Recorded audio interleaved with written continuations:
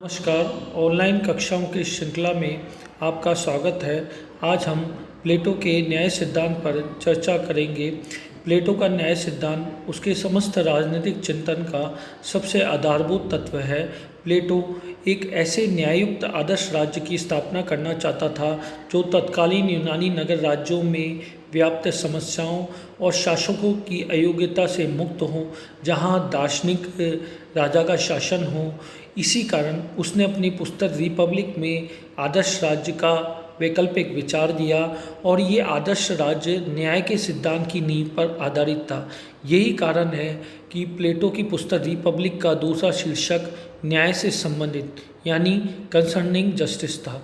आप ये भी जानते हैं कि प्लेटो एक निगमात्मक श्रेणी का विचारक था जो सामान्य से विशेष की ओर जाता है, अर्थात एक सामान्य सिद्धांत बना लिया जाता है विचारक के द्वारा, फिर उस सामान्य सिद्धांत को विशेष अवसरों और विशेष विचारों पर अप्लाई किया जाता है। इसी तरह जो प्लेटो के आदर्श राज जो दार्शनिक राजक का जो उसका वैकल्पिक या जो उसका आदर्श विचार है वो न्याय के सिद्धांत पर आधारित है। सबसे पहले प्लेटो ने न्याय का सिद्धांत दिया और उसी न्याय के सिद्धांत की नींव पर आदर्श राज और दार्शनिक राजा का शासन खड़ा है। तो न्याय का जो उसका सिद्धांत है उसका सबसे आधारभूत और महत्वपूर्ण सिद्धांत है।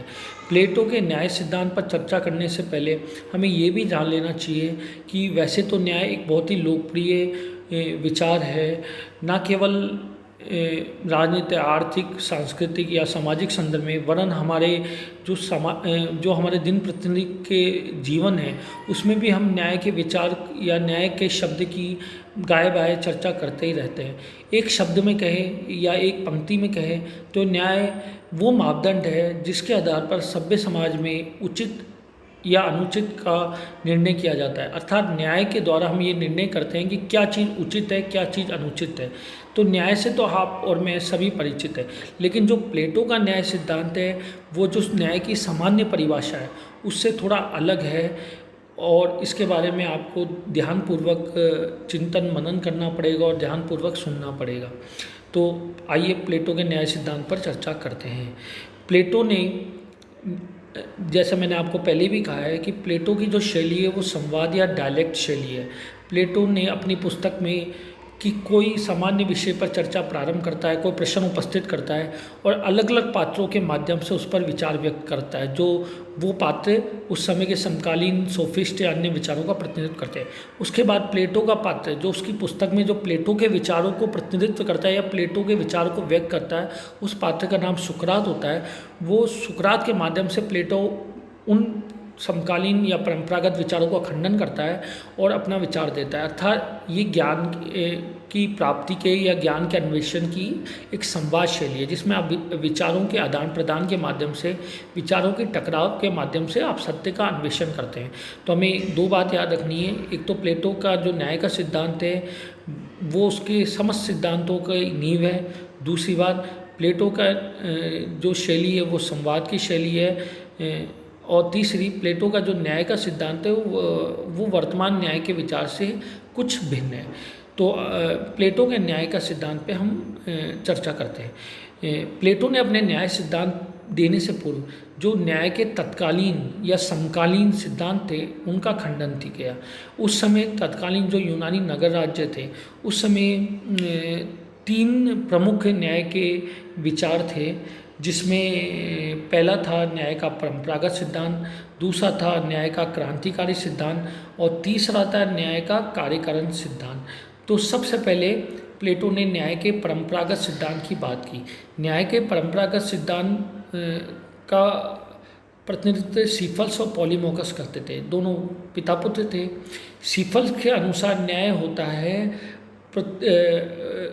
सदैव सत्य बोलना और अपना ऋण चुका देना, ये न्याय होता है।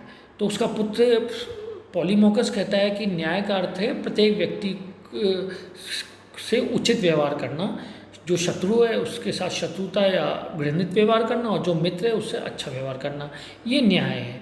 ये न्याय की ये धारणा सीफल्स और पॉलीमोकस की है। पर प्लेटो न्याय की इस धारणा से सहमत नहीं है। प्लेटो बोलता है कि सीफल्स की ये बात कि ऋण चुकाना या सदा सत्य बोलना न्याय है, वो न्याय नहीं है, क्योंकि मान लो आप बोलते हो कि सत्य बोलना न्याय है, तो यदि आपका कोई शत्रु देश का निवासी है, जैसे अभी हम चीन से हमारा संघर्ष चल रहा है और भारतीय सैनिक को चीनी सैनिक पकड़ ले और उसको बोले कि आप अपनी रणनीति बताओ, तो भारतीय सैनिक बोलते कि भाई सत्य बोलना न्याय है और अपनी सब देश की सारी रणनीति या गोपनीय जानकारी उनको दे दे, तो क्या वो न्याय होगा? शत्रु के सामने हमारी देश की रणनीतियाँ बताना क्या न्याय होगा? नहीं होगा। तो सदैव सत्य बोलना न्याय नहीं होता। इसी प्रकार मान लो कोई बीमार है, उसको ऐसा असाध्य रोग है जो सही नहीं होगा, मृत्यु के निकट है, तो उसको हम ये बता दें कि भाई तुम तो मृत्यु के निकट है, हम उसको सांत्वना नहीं दे, तो क्या ये न्याय होगा? नहीं होगा। यानी सदैव सत्य बोलना न्याय नहीं होता। इसी प्रकार सदैव ऋण चुकाना भी न्याय नहीं होता। मान लो आपने किससे ऋण लिया, आपने आपके घर में चूहे हो गए और आपने चूहे मारने की दवाई अपने मित्र से ले ली, ठीक है। अब आपका मित्र किसी गम में या किसी अवसाद में आ गया और आपको मालूम है वो अवसाद में है और पुनः आपसे मांग रहा है कि भाई मैंने तुम्हें जो चूहे मारने की दवाई दी थी वो मुझे दे दो, और आपको ये अंदेशा है कि वो चूहे मारने की दवाई का सेवन करके आत्महत्या कर सकता है। तो वैसे तो आपको उसको चूहे मारने की दवाई देनी चाहिए पॉलीसेफल्स के अनुसार, क्योंकि वो तो न्याय है ऋण चुकाना। लेकिन यहाँ पर अगर आप उसका ऋण चुकाओगे, उसको चूहे मारने की दवाई दोगे, तो वो अपनी हत्या कर लेगा, वो अपनी जान ले लेगा, तो न्याय नहीं होगा। तो सदैव सत्य बोलना और न्याय ऋण चुकाना न्याय नहीं होता। इसी प्रकार पॉलीमोकस का कहना कि भाई मित्र से उचित व्यवहार करना और शत्रु से घृणित व्यवहार करना न्याय है, ये भी सही नहीं है, क्योंकि न्याय शत्रु और मित्र नहीं देखता। न्याय ऐसा मापदंड है जो सदैव उचित की बात करता है। आपने पंच परमेश्वर की कहानी पढ़ी है, न्याय हमेशा चाहे शत्रु और मित्रों सभी के लिए एक होगा। तो प्लेटो का पात्र सुकरात संवाद के माध्यम से न्याय का जो परंपरागत सिद्धांत है, जो सिफल्स और उसके पॉलीमोकस का है, उसका खंडन कर देता है। अब न्याय के क्रांतिकारी या उग्रवादी सिद्धांत पर चर्चा चलती है, जो थैसीमैकस का है। थैसीमैकस बोलता है भाई न्याय तो बलवान का हित है। क्यों? क्योंकि भाई न्याय के मापदंड तो वो मनाता है जो सरकार में या जो शासक है, और शासक शक्तिशाली होता है। जो शक्तिशाली कहता है वही न्याय होता है। वो दिन को दिन कहे तो दिन है और रात को रात कहे तो ये सही रात है। यानी शासक न्याय के नियम बनाता है और शासक शक्तिशाली है, इसलिए न्याय तो बलवानों का या शक्तिशाली का हित है। परंतु प्लेटो न्याय की इस सिद्धांत से भी सहमत नहीं है। प्लेटो का मानना है कि शासक हमेशा अन्याय ही नहीं करता, शासक जन कल्याण की भी बात करता है। अतः ये कहना कि भाई न्याय शक्तिशाली का हित है, ये सही नहीं है, क्योंकि न्याय कमजोरों की भी बात करता है। तो प्लेटो इस न्याय के उग्रवादी या क्रांतिकारी सिद्धांत का भी खंडन करता है।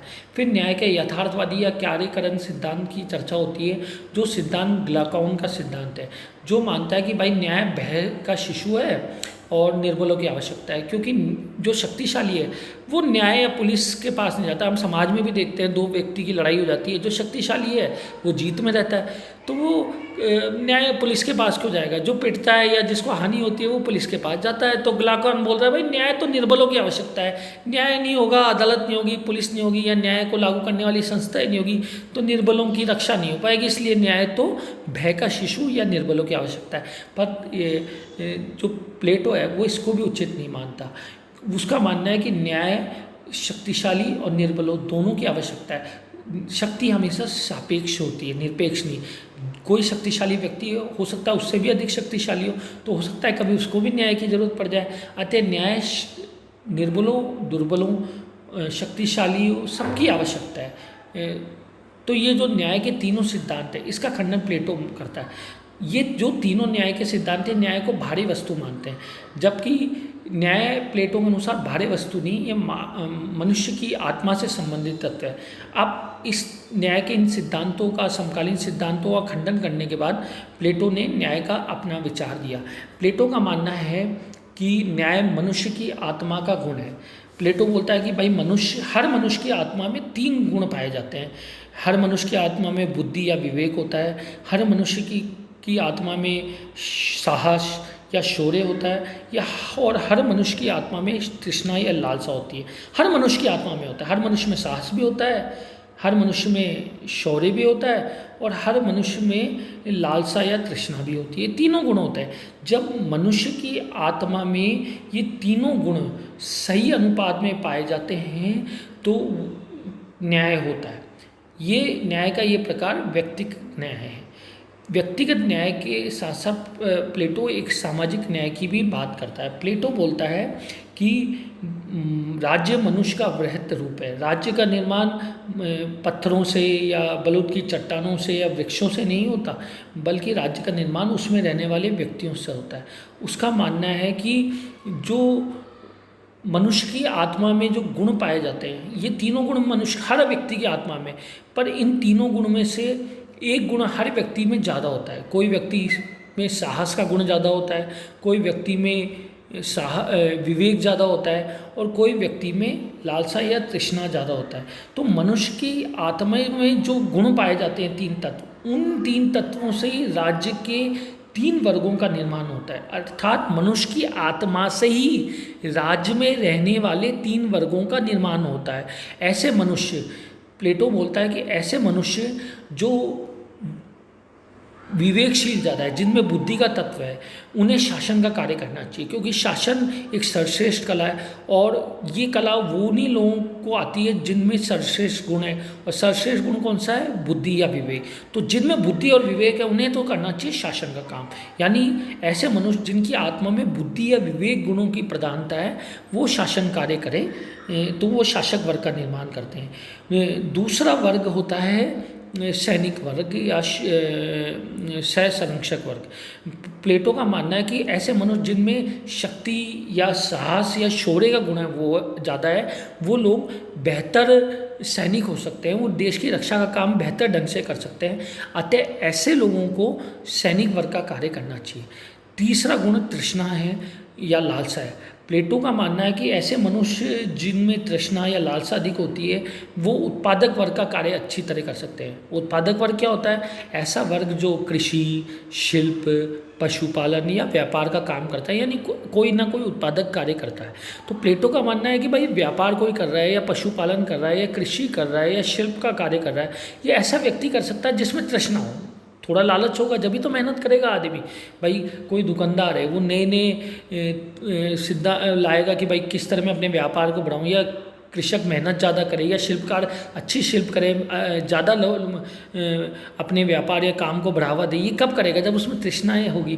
तो प्लेटो का मानना है कि जिसमें तृष्णा या लालसा अधिक है, वो उत्पादक कार्य बेहतर ढंग से कर सकते हैं, अतः वो उत्पादक वर्ग का निर्माण करे।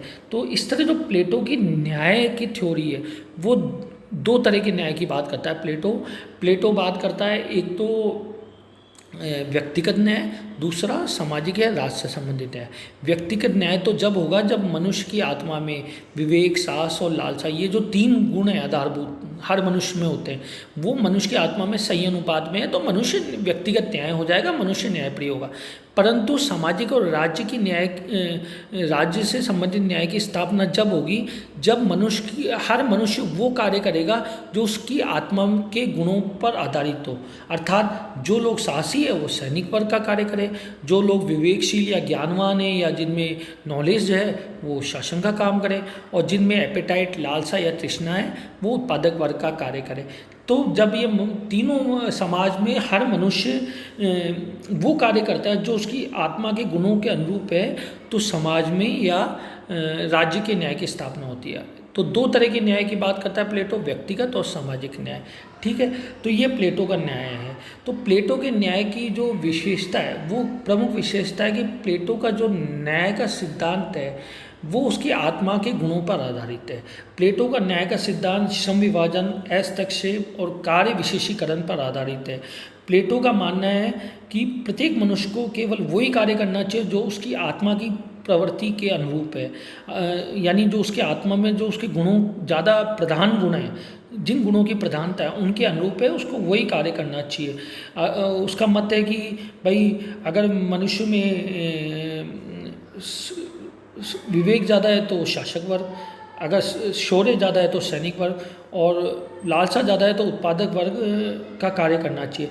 जब मनुष्य केवल अपनी आत्मा की प्रधान गुणों के आधार पर कार्य करता है तो समाज में न्याय की स्थापना होती है। तो पहला है कार्य विशिष्टीकरण या कार्य विशेषीकरण, अर्थात वो कार्य करो जिस कार्य में आप विशेषज्ञ हो, जिस कार्य से संबंधित गुण आपकी आत्मा में प्रधान रूप में, गुण तो तीनों हैं पर वो गुण ज़्यादा प्रधानता से मौजूद है आपकी आत्मा में।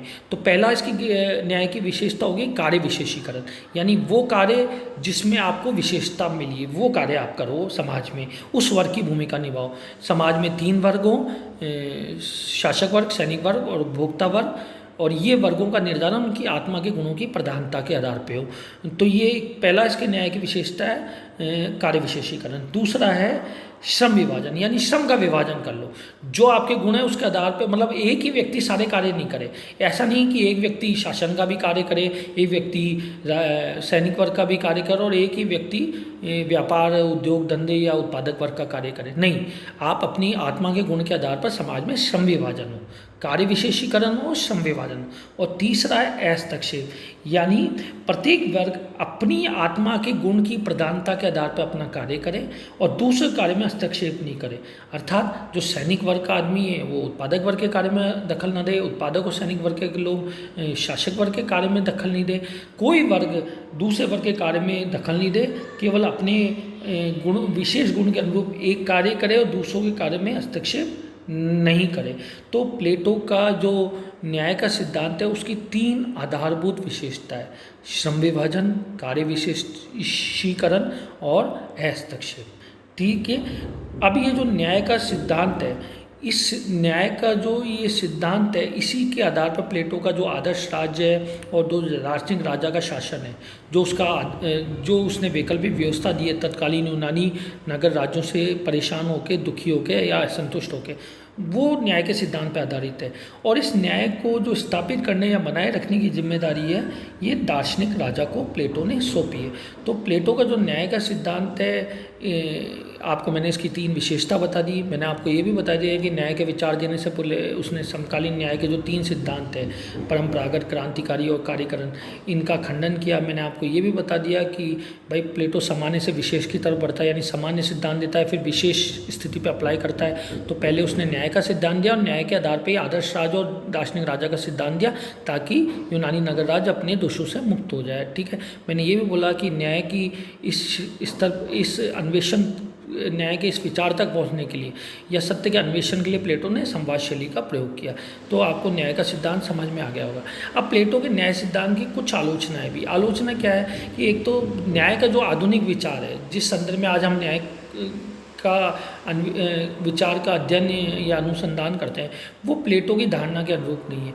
वस्तुतः प्लेटो की जो न्याय की धारणा है वो केवल व्यक्ति के कर्तव्य बताता है। वो बोलता है भाई आपका ये गुण है तो ये काम करो। वो व्यक्ति के जो अधिकार है उसकी उपेक्षा करता है, और क्योंकि ये आधुनिक न्याय की धारणा के अनुरूप नहीं है, अतः ये व्यवहारिक भी नहीं है। तीसरी बात, ये जो प्लेटो का कार्य विशेषीकरण का सिद्धांत कहता है, ये कहीं ना कहीं अभिजात तंत्र का समर्थन है और प्रजातंत्र विरोधी है। हमने बहुत से ऐसे उदाहरण देखे हैं कि भाई पहले कोई व्यक्ति किसी कार्य में पिछड़ा हुआ होता है, लेकिन बाद में अभ्यास से और कर्म करके और मेहनत करके वो उस चीज़ में भी निपुण या विशेषज्ञता हासिल कर लेता है। हमने देखा है, हमने गांधी को भी देखा है कि गांधी वकालत में सफल हो गए, लेकिन वही गांधी बाद में भारत को स्वतंत्र कराने में सफल हुए। तो ये कहना कि भाई व्यक्ति में एक ही गुण होता है, ये मानवीय विविधता और मानवीय गरिमा का नज़रअंदाज करना, ये तो एक अभिजातीय तंत्रीय या प्रजातंत्र विरोधी दृष्टिकोण है कि भाई आप एक ही काम कर सकते हो और जो काम ऐसा नहीं है। हमने बहुत देखा है कि पहले कुछ लोग पढ़ाई में पिछड़े होते हैं पर बाद में पढ़ के अच्छा अधिकारी बन जाते हैं। तो आदमी करत करत अभ्यास जड़मुक्ति हो सुजान, तो अभ्यास के माध्यम से आदमी अपनी कमियां दूर कर सकता है। पर प्लेटो में बस एक बार ये डिसाइड हो गया कि भाई आप कौन कार्य में निपुण है तो वही कार्य कर सकते हैं। तो ये जड़ता को बढ़ावा देता है, ये प्रजातंत्रीय विरोधी धारणा है, ये अभिजात तंत्रीय धारणा है, इसलिए इसे वर्तमान युग में स्वीकार नहीं किया जा सकता। और सबसे बड़ी बात है कि ये जो दार्शनिक, ये जो न्याय की इस अवधारणा को लागू करने की जिम्मेदारी है, ये दार्शनिक वर्ग राजा को सौंपी गई है। और आप जब दार्शनिक राजा का सिद्धांत समझेंगे कल, तो आप ये पाएंगे कि दार्शनिक राजा को न्याय की व्यवस्था विद्यमान रहे, इसके लिए उसको असीमित शक्तियाँ सौंपी है। तो कहीं ना कहीं प्लेटो न्याय के सिद्धांत द्वारा न केवल प्रजातंत्र और अभिजात तंत्र और मनुष्य की गुणों की विविधता की उपेक्षा करता है, बल्कि कहीं ना कहीं निरंकुशता का मार्ग भी प्रशस्त करता है। अतः इसकी इस बिंदु पे आलोचना की जाती है। लेकिन उपयुक्त आलोचनाओं के बावजूद भी प्लेटो का न्याय का सिद्धांत का महत्व तो ये महत्व तो है ही कि प्लेटो का न्याय का सिद्धांत मानवीय आत्मा और नैतिकता की स्थापना करता है और ये भी बोलता है कि आत्मा और नैतिकता के आधार पर हमें अपने कर्तव्यों का पालन करना चाहिए और समाज में एक समता और एक सद्भाव स्थापित बनाए रखना चाहिए। तो इस बिंदु से इसका महत्व भी है। तो आप मुझे लगता है कि आपको न्याय सिद्धांत के विषय में जो ये आज का चर्चा है वो चर्चा सही लगी होगी। इसके संदर्भ में आपके कुछ प्रश्न हैं या कुछ समस्या है तो आप मुझसे व्हाट्सएप ग्रुप पे प्रश्न करके पूछ सकते हैं, मैं आपका उसका समाधान करूँगा। धन्यवाद।